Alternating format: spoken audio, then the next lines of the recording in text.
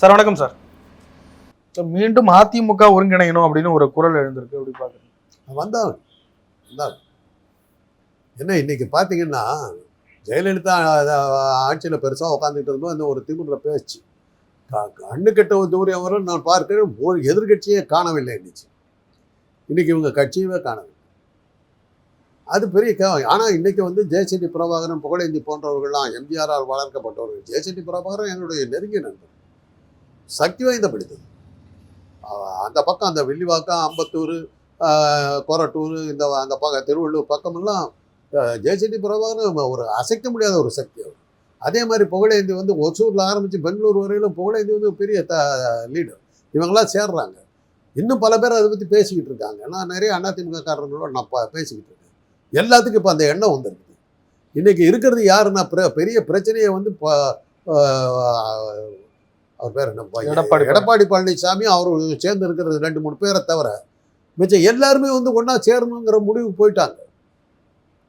இவங்க 2 பேர், இவர் எடப்பாடி பழனிசாமி ஒரு ஆள் தான் தனியாக உட்காந்துட்டு கத்திக்கிட்டு யாருக்கு இது பண்ணுறோமா, இந்த கேபி முனுசாமிங்கிற ஒரு ஆள், இந்த 2 பேரை தவிர வேறு யாருமே எல்லாருமே வந்து ஒன்று இணையணுங்கிற முடிவுக்கு வந்துட்டாங்க. ஒன்றாக இணைகிற முடிவு வந்துட்டாக்கா அது தலைமை மாறிச்சுனாக்கா அவங்க மறுபடியும் அதிமுக கொண்டு வரது பெரிய கஷ்டம். தொண்டர்கள் அப்படியே தாங்க இருக்காங்க. தலைவர்கள் சரியா இல்லைங்கிறதுனால தானே அவங்க அலமோதிக்கிட்டு இருக்காங்க. வழிகாட்டுறதுக்கு ஒருத்தருமே இல்லை. நான் நிறையா தடவை சொல்லியிருக்கிறேன். ஒரு சிங்கத்தின் தலைமையில் வருகின்ற வெள்ளாடுகளை பார்த்து நான் பயப்படுகிறேன். சிங்கம் தலைமை வகிச்சுக்கிட்டு வெள்ளாடுகளை கூட்டிகிட்டு வந்தால் கூட அந்த வெள்ளாட்டு கூட சிங்கம் மாதிரி மாறிடும். ஆனால் ஒரு வெள்ளாட்டின் தலைமையின் கீழ் வருகின்ற சிங்கங்களை பார்த்து நான் பயப்பட மாட்டேன். ஏன்னா வெள்ளாட்டு தலைமையில் வந்து அதுவும் சிங்கமும் வெள்ளாடாக தான் மாறும். இந்த பழனிசாமிங்கிற வெள்ளாட்டினுடைய தலைமையில் அதிமுக தொண்டர்கள் சிங்கங்கள் மாறிட்டாங்க, வெள்ளாடுகளாக மாறிட்டாங்க. அந்த தலைமையை மாற்றினீங்கன்னா சரியாக வந்துடும். அதை பழனிசாமி திங்க் பண்ணணும். இவ்வளோ வளமான வாழ்க்கைக்கு அடிகோலி உனக்காக ஒரு அந்த கட்சி இது பண்ணதுக்கு ஒரு நன்றி உணர்ச்சியோட நியாயமாக என்ன பண்ணிருக்கேன், இவ்வளோ பெரிய தோல்விக்கு நான் தான் காரணம், பொறுப்பேற்கிறேன்னு சொல்லிட்டு அவர் ராஜினாமா பண்ணியிருக்கேன். ஒன்றுமே பேச்சே எடுக்கல, அவர் பாட்டுக்கு உட்காந்துருக்காரு. அதே தான் அண்ணாமலையும் பண்ணியிருக்கணும். இவ்வளோ பெரிய தோல்வியை கொடுத்துருக்குது, நான் ராஜினாமா பண்ணேன். அதெல்லாம் அந்த காலத்தில் இருந்த கண்ணியமான தலைவர்கள் செஞ்ச இது. இன்றைக்கி அதெல்லாம் எங்கே போச்சு? என்ன பண்ணாலும் எங்களை அசைக்க முடியாது, யாரையும் விட மாட்டேன். அதே யாரையும் விட மாட்டேன்னு போதே நீ காலி இல்லை. இந்த கேபி முனுசாமி என்ன சொல்கிற, ஒருத்தனும் உள்ள விட மாட்டேன், நீ ஒண்டியே உட்காந்துக்க கட்சி வச்சுக்கிட்டு என்ன பண்ணு. உன் கூட இருக்கிறது 3600 பேர் அந்த பொதுக்குழு உறுப்பினர்கள் தான் இருக்காங்க. அதில் ஒரு இப்போவும் நீங்கள் கூப்பிட்டீங்கன்னா அதில் 2000 பேருக்கு மேலே வந்துடுவாங்க. அந்த எம்எல்ஏக்களாக இருக்கவங்க சில பேரை தவிர மிச்சம் எல்லோரும் ஒருங்கிணைப்புக்கு ஒன்றா வந்துடுவாங்க. அப்போ பழனிசாமி என்ன பண்ணுவார்? இதெல்லாம் யோசிச்சுக்கிட்டு இன்றைக்கி அது என் காதுக்கு விழுந்த அளவில் அந்த முயற்சிகள் இன்றைக்கி வந்து ஒரு குழு அமைச்சிருக்காங்க. அந்த குழு வந்து வேகமாக போயிட்டு இருந்துன்னா இவங்க 2 பேர்த்தையும் ஓரம் கட்டி நீங்கள் பாட்டுக்கு போயிட்டே இருங்களேன், என்ன ஆகுதுன்னு பார்ப்போம். ஏன்னா நான் வந்து திராவிட இயக்கத்தை சார்ந்தேன். எனக்கு திமுக ஒன்று தான், அதிமுக ஒன்று தான். அவங்க இல்லைன்னா இவங்க இல்லைன்னா அவங்க அப்படித்தான் இருக்கணும். இங்கே 1000 உண்டு இங்கே ஜாதி, இதில் அந்நியர் வந்து புகழ் என்ன நீதி அப்படின்னு பாரதியார் கேட்டது தான். எங்ககிட்ட ஆயிரக்கணக்கான வேற்றுமைகள் இருக்கும், அதில் நீ உள்ளே வரக்கூடாது, அவ்வளோதான் என்னை பொறுத்தவரை. நான் என்ன பண்ணுற திராவிட இயக்கத்தை சேர்ந்தவர்களுக்கு இருக்கிற வரை கொள்கை அதுதான். நாங்கள் அடிச்சுக்குவோம், எங்களுக்குள்ளார அடிச்சுக்குவோம். அதில் நீ இன்னும் உள்ள விட மாட்டேன், ஞாபகம் வச்சுக்கோ. 2 ஆடு இல்லை, நாங்களும் சிங்கங்கள் தான். 2 ஆடு அடிச்சுக்கிட்டு மண்டையை உடச்சிக்கிச்சுன்னா ரத்தம் குடிக்கலாங்கிற நிறையா நீ சுற்றுறாத நினச்சிக்கிட்டு இருக்கிற. நாங்கள் ஆடுகள் இல்லை, நாங்களும் சிங்கங்கள். முறைச்சிக்குவோம், கடிச்சிக்குவோம், எல்லாம் குதறிக்குவோம், எல்லாம் பண்ணிக்குவோம். ஆனால் சேர்ந்துக்குவோம். அது வந்து பலி கொடுக்க வேண்டியது, பலி கொடுக்கறது இல்லை. ஒதுங்கி நின்னாருன்னாவே பழனிசாமி 10 தடவை தோத்துருக்காருங்க, 10 தடவை தோத்துருக்காரு, ஒரு வெற்றி கூடிய காட்டில். இதுக்கு மேலே இன்னும் மக்கள் உங்களை எதுக்கு மேலே எப்படி ரிஜெக்ட் பண்ணுவாங்க? இதை விட என்ன இருக்குது? பன்னீர்செல்வம் கூட போய் ஒரு தேர்தல் நின்று ஏதோ ஒரு கண்ணியமான ஓட்டை வாங்கிட்டு வந்துட்டார். நீ நிற்க கூட மாட்டேங்கிற, உன் ஆளுங்களை நிற்க வைக்கிற அட்ரஸ் இல்லாமல் தோக்குறாங்க. பாமக வந்து சொல்கிறீங்க 1000 இருந்தாலும் தோல்வி வந்து ஒரு விளிம்பில் தானே தோத்தாங்க. அவங்களுக்கு அங்கீகாரம் கொடுக்காம விட்டுச்சு எலெக்ஷன் கமிஷன், அது வேற விஷயம். ஒரு விளிம்பில் தோத்தாங்க. இன்னும் எதிர்கட்சி அப்படியே தோத்துருக்கு. பல இடங்களில் அட்ரஸ் இல்லாமல் 4வது இடத்துக்கு 3வது இடத்துக்கெல்லாம் எப்படி போட நீ? இதெல்லாம் யோசிச்சு 10 முறை தேர்தல் நடந்தது, 10 முறை நீ தோல்வி. ஒன்றும் உனக்கு அது தேர்தல் நடத்துறதுக்கு உனக்கு தெரியவே இல்லை. பதவியில் இருக்கிறத தவிர உனக்கு இருந்த ஒரு சாமர்த்தியம் உன்னை வந்து பதவியில் நீடிச்சுட்டு இருக்கேங்கிறத தவிர வேற எந்த சாமர்த்தியம் உங்ககிட்ட இல்லை. அதனால நீயே என்ன நியாயமா தார்மீக பொறுப்பேற்று இந்த தோல்விக்கு காரணம் நான் தான், மற்ற புதிய தலைமை வந்து ஏற்றுக்கொள்ளட்டும் சொல்லிட்டு நீ ஒரு ஷோவுக்காவது ஒரு இதுக்காவது ஒரு விளம்பரத்துக்காவது நீ வந்து ராஜினாமா பண்ணுறேன்னு சொல்லி அதை விட்டுட்டு என்ன யாரும் ஆட்சிக்க முடியாது, யாரும் என் கட்சிக்கு வரக்கூடாது, அனாதையாக கிடையாது. ஒத்த தலைமை மாத்திரம் இல்லை, ஒத்த தொண்டனா மாறி இருக்கு, அவ்வளோதான் இருக்கு. அதை மாத்திரம் முடிச்சு. ஒத்த தலைமை மாத்திரம் இல்லை, ஒரே ஒரு தொண்டன், தலைவனு நீ தான், தொண்டனு நீ தான். உங்கள்கிட்ட கூட ஐயோனு கத்துறதுக்கு அம்மானு கத்துறதுக்கு கூட ஆள் இல்லை, ஒண்டியால உட்காந்துருக்கு. புரிஞ்சுக்கணும். எம்ஜிஆரால் உருவாக்கப்பட்டது, ஜெயலலிதாவால் வளர்க்கப்பட்டது, சசிகலாவால் தூக்கி நிறுத்தப்பட்டது. இவ்வளோலாம் இருந்து அந்த கட்சியை வச்சுக்கிட்ட இது பண்ண முடியலன்னாக்கா ஒரு அற்புதமான அடித்தளத்தை வச்சு உனக்கு விட்ட கட்சியை லட்டு மாதிரி கொடுத்தாக்கா செதற வச்சு பூந்தியாக மாற்றி காணாம வச்சுட்டு இப்போ அது புரிஞ்சுக்கும். உன்னுடைய தலைமை மக்களால் ஏற்றுக்கொள்ளப்படவில்லை. 10 முறை தோக்கடிச்சிருக்காங்க. இதுக்கு மேலே என்ன பண்ணணும்னு எதிர்பார்க்குறேன். அவ்வளோதான். ஆக ஜெயச்செட்டி பிரபாகரனும் புகழேந்தி எடுத்துக்கிற முயற்சி வெற்றி பெறணுங்கிறது தான் எங்களை போன்ற திராவிட இயக்கத்தை சேர்ந்தவங்களுடைய ஆசை. அது நடக்கணும். எடப்பாடி பழனிசாமி தலைமையை மாற்றி ஆகணுங்களா சார்? வேற வழி இல்லைங்க. தோத்து இருக்காருங்க. எத்தனை தடவை இங்கே தோக்கடிக்க முடியும்? வேண்டாண்டின்றாங்க. இதுக்கு மேலே இன்னும் அரசியல் வேற என்ன தேவைப்படுது? பழனிசாமி அப்படிதான் வந்து பதவியில் 3 தடவை உட்கார வச்சாங்க, அவரால் நிற்க முடியலையே. அதோட முடிஞ்சு போச்சு அவருக்காக. தன்னுடைய ஜாதி செல்வாக்கை வச்சுக்கிட்டு போய் நின்னாரு. என்னாச்சு? அவரால் ஒன்றும் பண்ண முடியல.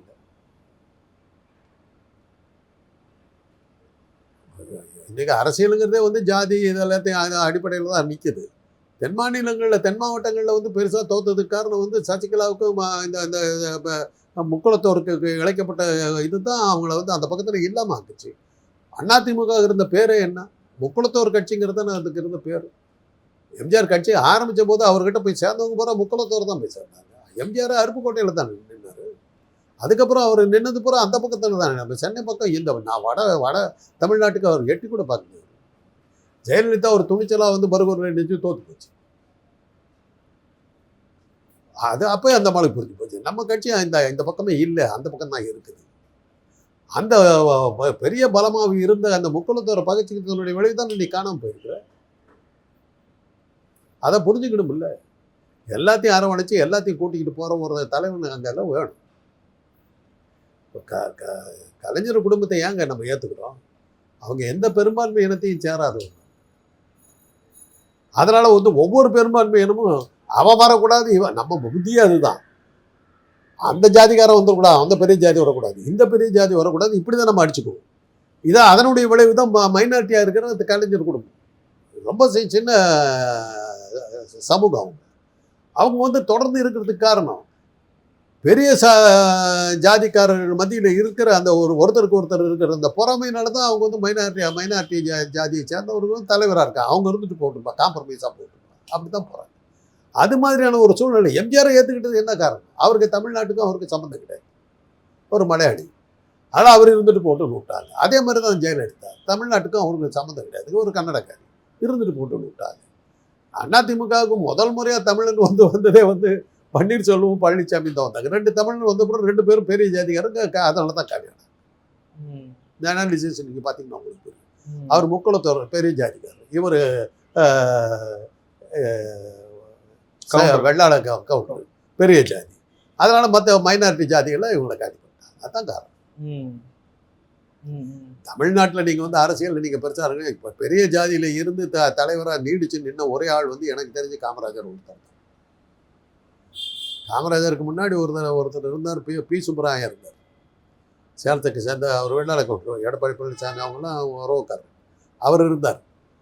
ராஜாஜி அக்செப்ட் பண்ணாங்க. என்ன காரணம்னா ஒரு பிராமணர், ஒரு மைனாரிட்டி கம்யூனிட்டி, அவரும் அக்செப்ட் பண்ணாங்க. பெரிய கம்யூனிட்டியிலிருந்து வந்து நீண்ட காலம் ஆட்சியில் இருந்த ஒரே ஆள் எனக்கு தெரிஞ்சு காமராஜர் ஒருத்தர். அதான் வேற எந்த பெரிய ஜாதிக்காரரும் தமிழ்நாடு ஏற்றுக்குவேன். அதனால தான் எம்ஜிஆரை ஏற்றுக்கிட்டதுக்காக அவருடைய ஜாதிக்கு இங்கே பெரும்பான்மை கிடையாது. அதே மாதிரி ஜெயலலிதாவுடைய ஜாதிக்கு பெரும்பான்மை கிடையாது. அதனால தான் அவங்க 2 பேர்த்தையும் ஏற்றுக்கிட்டாங்க. கலைஞர் குடும்பத்தை ஏற்றுக்கிட்டதுக்காக அவங்க பெரும்பான்மை கிடையாது. எனக்கு நீ வரக்கூடாது நான் பார்க்குறேன், நான் வரக்கூடாது நீ பார்க்குற, 2 பேர்த்தையும் சேர்த்து அவர் வரட்டும்னு நம்ம 2 பேரும் சேர்ந்து அவரை ஏற்றி விடுறோம். அதான் காரணம். இது தமிழ்நாடு பாலிடிக்ஸில் நீங்கள் பார்த்தீங்கன்னா, நீங்கள் ஆரம்பத்துலேருந்து பார்த்தீங்கன்னா இது புரியும். எடப்பாடி இணைய மறுத்து விட்டால் என்ன சார் நடக்கும்? அவர் வெளியே அனுப்புங்க. அவர் ஒன்றும் எடப்பாடி வெளில அனுப்ப அவ்வளோ என்ன அவரால் என்ன நடந்தது இந்த கட்சிக்கு? அவர் அப்படி முகத்தை காட்டினா 10 லட்சம் ஓட்டுனாக்கா ஐயோ அவர் எப்படி அனுப்புறதுன்னு யோசிக்கலாம். அவரை பார்த்தாவே வர்ற ஓட்டும் போயிடுங்கிற மாதிரி இருந்தாங்க. அவர் வச்சுக்கிட்டு என்ன பண்ண போறீங்க? Is a dead weight, is a proved failure, நிரூபிக்கப்பட்ட தோல்வி. 10 முறை தோக்கடிச்சிருக்காங்க, ஓட விரட்டியிருக்காங்க. அதுக்கப்புறம் அவரை வச்சுக்கிட்டு என்ன பண்ண போறீங்க? கையில் காசு இருக்கிறதுனால தானே இவ்வளோ பற்றி கட்டுப்பாடாக வச்சுக்கிட்டு இருக்கீங்க. அதுலேயும் அவருடைய இதாக இருந்தவங்க எஸ்பி வேலுமணி போன்றவர்கள்லாம் வெளியே போயிட்டு தான் சொல்கிறாங்க.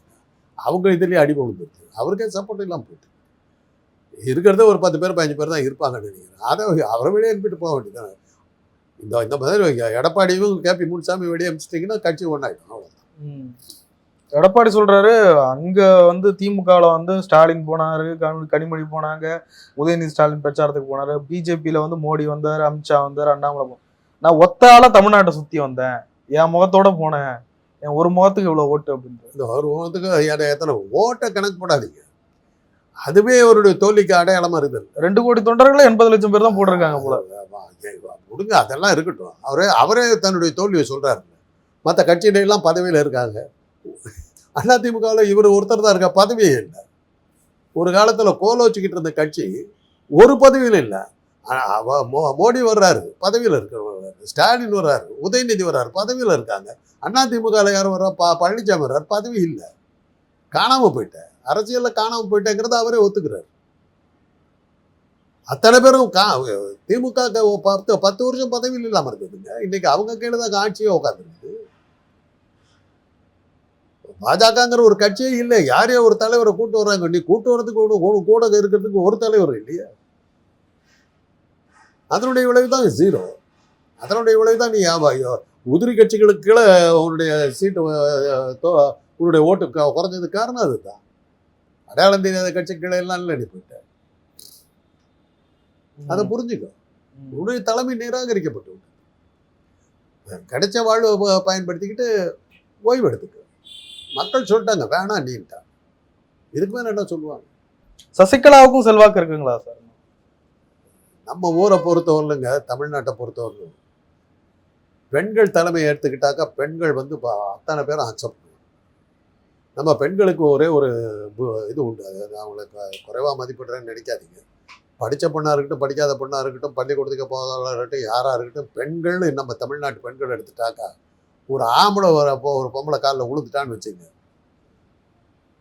1000 நாள் நம்ம பார்த்தியா நம்ம அம்மா அவன் காலில் அப்படி எப்படி ஆம்பளை விழுந்தா பார்த்தீங்களா? அவ்வளோதான் அவங்களுக்கு வேண்டியது. ஜெயலலிதா அதில் தான் ஸ்கோர் பண்ணாங்க, சசிகலாவும் அதில் தான் ஸ்கோர் பண்ணாங்க. ஆம்பளைலாம் காலில் விழுந்து படித்த பெண்கள் மத்தியில் நான் பேசுறது கேட்டேன். Iconic figure Jayalalithaa. She made all the men to fall on her feet. ஆம்பளைங்கள்லாம் காலில் விழுந்துட்டாங்க, அதுதான் அவங்களுக்கு தகுதி. அது பண்ணிட்டா போது நம்ம தமிழ்நாட்டு பெண்கள் ஓட்டு போட்டுருங்க. படித்தோ படிக்காது எந்த மேல்தட்டில் இருக்கோ கீழ்த்தட்டில் இருக்கோ அதெல்லாம் ஒன்றும் கிடையாது. அந்த சாமர்த்தியம் சசிகலாவுக்கு. 2வது, சசிகலாவுக்கு குடும்பம் கிடையாது, குழந்தை குட்டி கிடையாது, ஒரு விதவை. இவ்வளவு இருக்குது. இவ்வளவு இருக்கும்போது பெண்களுடைய 55% இருக்கிற பெண்களில் 30% மேலே பெண்கள் இப்போ ஒரு பெண் தலைமைக்கு இன்றைக்கி தமிழ்நாட்டில் இல்லை. ஒரு பெண்ணுடைய தலைமை கொண்டு வந்து அந்த 30% பெண்கள் அப்படியே அந்த பக்கத்தில் போகிறதுக்கு வாய்ப்புகள் இருக்கு. அது அண்ணா இது இன்னொரு இது என்ன நீங்கள் பார்த்தீங்கன்னாக்கா, அதிமுக எம்எல்ஏக்கள்லாம் ஒன்றா சேர்ந்து சசிகலா சீஃப் மினிஸ்டராக தேர்ந்தெடுத்தாங்க. அந்த வித்யாசாகர் பதவி பிரமாணம் ஏன் பண்ணி வைக்க மாட்டேன்னாரு? அந்த மாதிரி தலைமையில் வந்தால் கட்சி ஸ்ட்ராங் ஆகிடும். ஸ்ட்ராங் ஆகிடுச்சுன்னாக்கா நம்ம பிடியிலேருந்து அதிமுக போய்டுங்கிறதுனால தானே ஓடி போயிட்டாங்க. ஆள் மோடியே பயந்து நடுங்கின ஆளுங்க சசிகலா. அமலாக்கத்துறையை வச்சு தானே அந்த மேலே அமைக்க விட்டாங்க. அங்கே மோடியை பயமுறுத்தக்கூடிய சக்தி வாய்ந்த ஒரு பெண் இருக்கிறாங்கன்னா இந்த சசிகலா தான். அவங்ககிட்ட கொடுத்து பாருங்கள் என்ன ஆகுதுன்னு பாருங்கள். ஜெயலலிதாவுக்கு எடுத்தால் அப்படி அவங்க பெரிய சக்தி வாய்ந்தவங்களாக வர்றதுக்கு வாய்ப்பு இருக்குது. ஏன்னா பெண் தலைமையே இல்லை இன்றைக்கி தமிழ்நாட்டில். இது சொல்லப்போனால் இந்தியாவிலேயே இல்லை. மம்தா பானர்ஜியை தவிர வேறு யாரும் பெண் யாருமே இல்லை. இவங்க வரலாம் இல்லை, ஏன் வரக்கூடாது? வாய்ப்புகள் இருக்குது, வரலாம். ம். ம். எடப்பாடி பழனிசாமிக்கு மீண்டும் பாஜக ஆட்சிக்கு வந்தால் அவர் பாஜக பேச்சு கேட்காதனால பெரிய நெருக்கடிலாம் வர வாய்ப்பு இருக்குன்னாங்க. இந்த அது நெருக்கடி அவர் போட்டதெல்லாம் டிராமா. அவர் பாஜகவை எதிர்த்து இருந்தாக்கா அந்த தேர்தல் பிரச்சாரத்தில் எத்தனை இடத்துல பாஜகவை எதிர்த்து பேசினார் அவர்.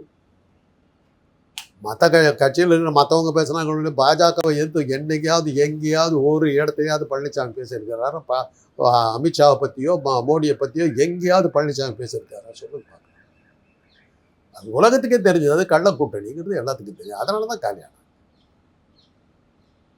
இன்னைக்கு வந்து அவ்வளோ சுலபமாக மக்களை ஏமாத்திட முடியாது. அதெல்லாம் அந்த காலத்தில் மீடியா வச்சுக்கிட்டு மீடியா வந்து ஒரு கூட்டத்து கையில் இருந்தது, அவங்க வந்து எழுதுறது தான் உண்மைன்னு நினச்சிக்கிட்டு இருந்தாங்க. இன்றைக்கி நீங்கள்லாம் வந்துட்டீங்க. ஒருத்தன் போய் பேசுனாக்க நீங்கள் வெளியிட்டுருவீங்க, நீங்கள் போய் பேசுனா இன்னொரு வெளியிட்டுருவாங்க. ஆயிரக்கணக்கான மீடியா இருக்குது. இன்றைக்கி வந்து மீடியா வச்சுக்கிட்டு நீங்கள் வந்து ஊரை ஏமாத்துறதுக்குலாம் நடக்கிற காரியம். அன்றைக்கி ஒரு சாரார் ஒரு கூட்டத்து கையில் இருந்தது, போய் பேசிக்கிட்டு இருந்தீங்க. இன்றைக்கி அதெல்லாம் நடக்காது. ஏங்க ஒரு எக்ஸிட் போல் போட்டிங்களே, அதில் தெரிஞ்சு போயிடல மீடியாவுடைய லட்சணம். இந்த times now, India today, C voters, இவங்கெல்லாம் என்ன பண்ணாங்க? யாரை ஏமாத்தினாங்க? மோடியை தான் ஏமாத்தினாங்க. அவங்களுக்கு ஆதரவாக இருந்த மோடி தான், நீ தான் வரப்போகிறேன். கடைசியில் மோடி எக்ஸிட் போலெல்லாம் வச்சு எலெக்ஷன் கமிஷன் ஏதாவது பண்ணுன்னு பார்த்தா நம்ம எலெக்ஷன் கமிஷன் காலம் வருது. எக்ஸிட் போல் போட்டு கூட நடக்கலையே. அதனால் இன்றைக்கி இருக்கிற சூழ்நிலையில் மக்களை நீங்கள் அவ்வளோ சுலபமாக ஏமாற்ற முடியும். அதனால் மீடியா என் கையில் இருக்குது, இதை வச்சுக்கிட்டு நான் எல்லாத்தையும் ஏமாற்றிடுவேன் அப்படின்னு சொல்லி அதெல்லாம் நடக்காது. மீடியா வந்து அறிமுகப்படுத்தலாம், தலைவனாக்க முடியாது. நான் வந்து வராத மீடியாவே கிடையாதுங்கிற அளவுக்கு நான் நிறையா மீடியாவில் பேசிக்கிட்டு இருக்கேன். இன்னும் அது எத்தனை பேர் தலைவனாக ஏற்றுக்கிட்டு இருப்பாங்க? அதை நம்பிக்கிட்டு நான் எலெக்ஷனில் போய் நிறுட முடியுமா? நல்லா பேசுறீங்க சாப்பிட்டு போயிடுவோம், அவ்வளோதான். தட்டிட்டு கொடுத்துட்டு போவாங்க. அதை வச்சுக்கிட்டு நான் அவங்களாம் என்னுடைய தொண்டர்கள் நான் நினச்சிக்கிட்டேன்னா பைத்தியக்காரங்க. அவ்வளோதான். அதைத்தான் இன்னைக்கு வந்து தமிழ்நாட்டில் புதுசாக வர்ற கட்சி தலைவர்களை நம்ம சொல்கிறதே வந்து ஜாக்கிரதையாக இருப்பா, அவ்வளோதான் சொல்லுவோம். கூடுகிற கூட்டமெல்லாம் ஓட்டா மாறாது. எல்லாரும் ஒன்றுபட்டாலும் யார் தலைவர் அப்படின்ற ஒரு சிக்கல் இருக்கு. யாரோ வரட்டுங்க. இல்லை, இபிஎஸ் இவங்களை ஏற்றுக்க மாட்டாரு. கலைஞர்கிட்ட தகராறு ஆன போது, இந்திரா காந்தி கிட்ட அவர் பாய்ச்சிக்கிட்டு அவருடைய செல்வாக்கு பயங்கரமாக குறைஞ்ச போது யாரும் இந்த கட்சியை காப்பாற்ற போகிறாங்கன்னு நினச்சிக்கிட்டு போது எம்ஜிஆர் வந்தார். அண்ணா இருந்தபோது காமராஜருங்க ஒரு சக்தி வாய்ந்த ஒரு அகில இந்திய அளவில் தலைவராக இருக்கக்கூடிய ஒரு சக்தி வாய்ந்த காங்கிரஸ் தலைவராக இருக்கிற காமராஜரை எதிர்த்து நிற்கிறதுக்கு திமுகவில் யாருமே இல்லைங்கிற சூழ்நிலையில் கலைஞர் வந்தார். நிரூபிச்சு காட்டு. ஆனால் அதே சமயத்தில் காமராஜர் போனதுக்கு அப்புறம் காங்கிரஸுக்கு ஆளே இல்லாமல் போயிடுச்சு, காணாமல் போயிடுச்சு, உருவாக்கலை. என்ன காரணம்னாக்கா இந்திரா காந்தி வந்து மாநில தலைவர்களை ஒருத்தரையுமே உருவாக்காம ஒழிச்சு கட்டுறதுடைய விட காமராஜுக்கு பிறகு காங்கிரஸுக்கு இங்கே வந்து தலைவரே இல்லாமல் போயிட்டார். அதனால அந்த கட்சி காணாமல் போச்சு. மாநிலங்களை வந்து காங்கிரஸ் வந்து ஒழிச்சது, இந்த மாநில தலைவர்களாக காங்கிரஸ் ஒழிச்சதுனால தான் காங்கிரஸினுடைய வீழ்ச்சிக்கு அதுதான் காரணம். ஒவ்வொரு மாநிலத்திலும் ஒரு நல்ல தலைவர் இருப்பான், அவன் வந்து அந்த கட்சியை ஜெயிக்க வைப்பான். அவன் ஒன்றியத்திலே இவங்க ஸ்ட்ராங்காக நின்றுக்கிட்டு இருந்தாங்க. இந்த மாதிரி மாநில தலைவர்கள் வந்தாக்க நமக்கு ஆபத்து வந்துன்னு சொல்லி அவங்கள ஒழிச்சதுனால தானே காங்கிரஸ் காணாமல் போச்சு. இன்னைக்கு மோடி அதை தானே பண்ணிட்டு இருக்காரு. மாநில தலைவர்கள் அவங்க உருவாக்கலையே. அதனுடைய விளைவு தானே நீங்கள் வந்து யாரையோ தூங்கிக்கிட்டு வேண்டிய நிலைமைக்கு போயிட்டு இருக்கீங்க. அரசியலில் வந்து நீங்கள் வந்து சாமர்த்தியத்தினால நீங்கள் இது பண்ணுறதை விட அடுத்த தலைவனை வரவிடாமல் தடுக்கிறதுல தான் வெற்றிகளே இருக்குது. இங்கேன்னு மாத்திரம் இல்லை. நீங்கள் பார்த்தீங்கன்னா ரஷ்யாவினுடைய புரட்சியில் வந்து லெனின், ட்ராட்ஸ்கி, ஸ்டாலின் 3 பேர் தான் ரஷ்யா புரட்சிக்கு முக்கியமான காரணமாக இருந்தவர். கெரன்ஸ்கிங்கிறவர் தான் உண்மையிலேயே புரட்சியை பண்ணவர். அவர் தான் வந்து ஜார் வந்து வெளியே துரத்துனது அவர் தான். ஜெயிச்ச விட ஜார் வெளியே போகிறாருன்னு லெனின் வந்து உள்ள புது ஆட்சியை பிடிச்சாருங்கிறது வேற விஷயம். அங்கேயும் அந்த இதெல்லாம் நடந்தது. ட்ராட்ஸ்கி தான் நெக்ஸ்ட் தலைவராக இருந்தார். லெனினுக்கு அடுத்த தலைவர் எடுத்தாக்க ட்ராட்ஸ்கி. ஸ்டாலின் ப்ரூவ் பண்ணார். ட்ராட்ஸ்கியை உண்டு இல்லைன்னு பண்ணி நாட்டை விட்டு துரத்தி ஆட்சிக்கு வந்து உட்காந்து சாகரவரெலாம் ஸ்டாலின் அசைக்க முடியல. அரசியலே அதுதான்.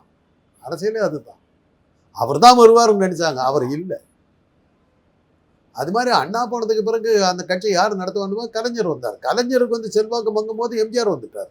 காமராஜர் கிளீனாக சொன்னார், என்னையா அது வந்து இந்த இவ்வளோ கஷ்டப்பட்டு இந்திரா காந்தி வந்து அந்த அண்ணா திமுக ஒழிச்சு கடைசியில் இந்த ஆள் வந்துட்டாரு. திண்டுக்கல் எலெக்ஷனில் காமராஜ் கிளீனாக சொன்னார். 4 மணிக்கு ஒரு கூட்டம் ஓட்டு போடுறதுக்கு போகுது திண்டுக்கல் இடைத்தேர்தலில். காமராஜ் ஒரு இடத்துல வந்து பார்த்துக்கிட்டு இருந்திருக்காரு. நான் சொல்லியிருக்காரு, இந்த கூட்டம் மாத்திரம் வாக்களிச்சிட்டாங்கன்னா அதிமுக எம்ஜிஆர் கட்சி எதிர்த்து நிற்கிற யாருக்குமே டெபாசிட் கிடைக்காது.